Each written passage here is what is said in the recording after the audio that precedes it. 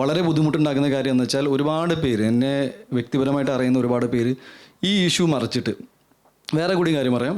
Already ഒരു female Sini ആർട്ടിസ്റ്റിനെ കുറിച്ച് പറഞ്ഞു കഴിഞ്ഞു.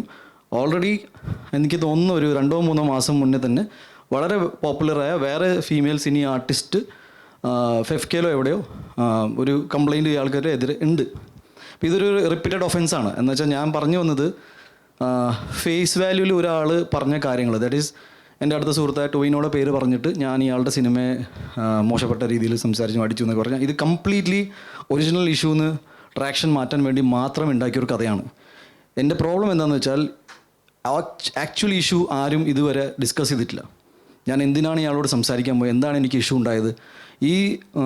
എനിക്ക് തോന്നുന്നു ഞാൻ ഒരാളുമായിട്ട് വഴക്കുണ്ടാക്കുന്നതിൽ ഒരു ന്യൂസ് വാല്യൂ ഇല്ലാത്തതുകൊണ്ട് ഡെഫിനറ്റ്ലി ഒരു 2 താരങ്ങൾ തമ്മിൽ ഫൈറ്റ് ഉണ്ടാക്കി കഴിഞ്ഞാൽ കുറച്ചും കൂടി രസകരമായിരിക്കും. ഞാൻ മനസ്സിലാക്കിയത് ഇയാൾക്ക് ഏതെങ്കിലും രീതിയിൽ നമുക്ക് ലീഗലി ഫൈറ്റ് ചെയ്യണമെന്ന്, അല്ലെങ്കിൽ ഈ സോഷ്യൽ മീഡിയയിൽ ഇരുന്നിട്ട് എൻ്റെ വ്യക്തി ജീവിതത്തെക്കുറിച്ചും എൻ്റെ മാനസികാവസ്ഥയെക്കുറിച്ചും എൻ്റെ സിനിമാ ജീവിതത്തെക്കുറിച്ചും ഞാൻ എന്ന വ്യക്തിയെക്കുറിച്ചും ഇങ്ങനെ നോൺ സ്റ്റോപ്പ് ഡിഫെയിം ചെയ്യാനുള്ള കാര്യങ്ങൾ എന്താണെന്ന് എനിക്ക് മനസ്സിലായിട്ടില്ല.